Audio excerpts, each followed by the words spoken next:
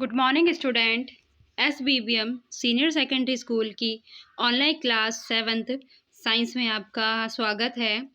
हम lesson number 5 जिसका नाम है अम्ल, क्षारक और लवण, इसके हम क्वेश्चन आंसर कर रहे हैं।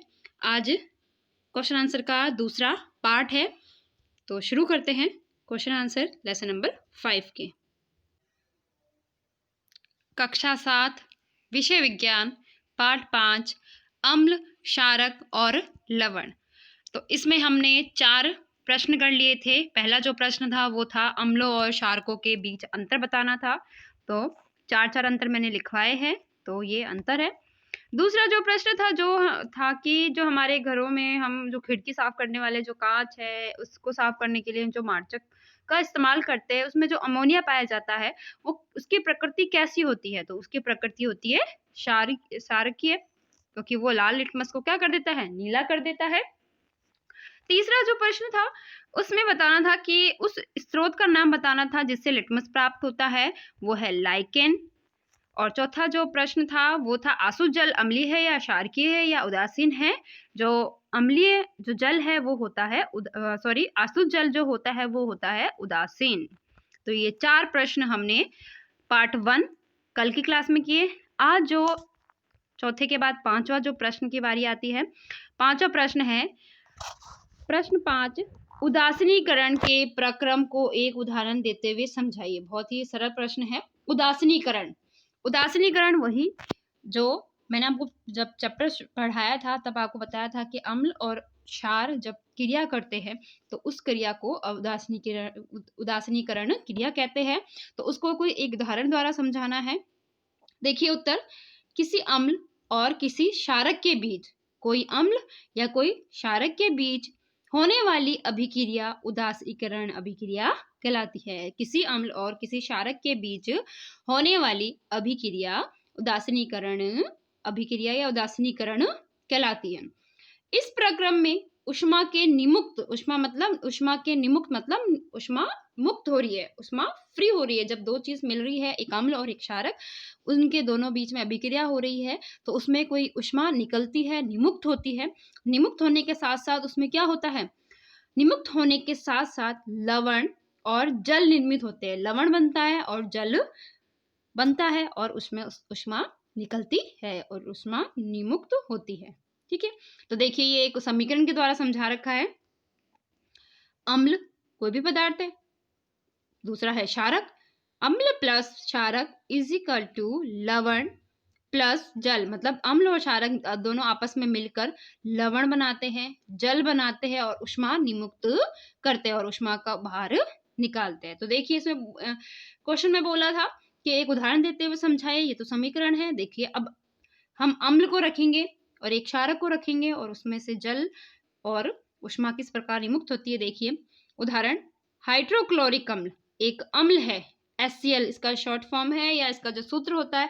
हाइड्रोक्लोरिक अम्ल लिया, एक हमने अम्ल लिया, प्लस सोडियम हाइड्रोक्साइड, एक हमने सोडियम हाइड्रोक्साइड लिया जिसका जो सूत्र होता है NaOH होता है। ठीक है, एक हमने अम्ल लिया, एक हमने क्षारक लिया।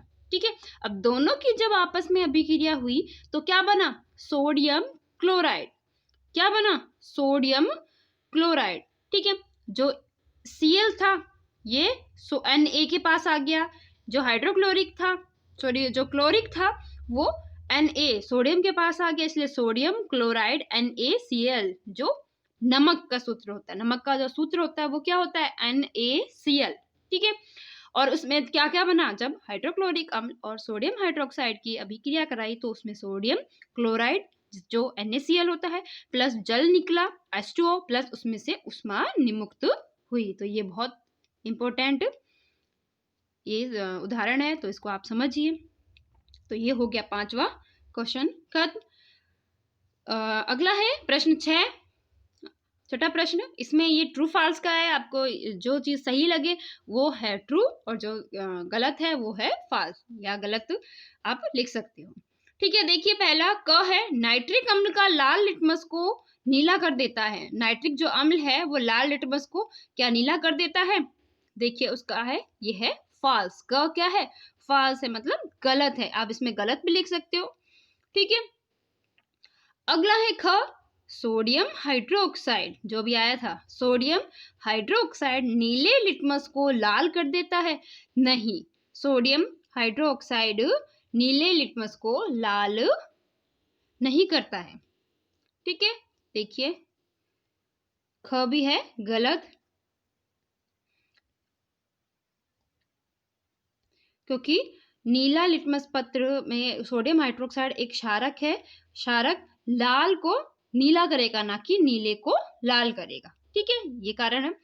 अगला है ग, सोडियम हाइड्रोक्साइड और हाइड्रोक्लोरिक अम्ल एक दूसरे को उदासीन करके लवण और जल बनाते। बिल्कुल सही है, क्योंकि अभी हमने एक अभिक्रिया समझी, तो सोडियम हाइड्रोक्साइड और हाइड्रोक्लोरिक अम्ल था, तो एक दूसरे को मिलाकर क्या किया उन्होंने, उदासीन बने वो, उसमें से लवण निकला, जल निकला। देखिए ये क्या है, ये है ट्रू, ग क्या है, सही।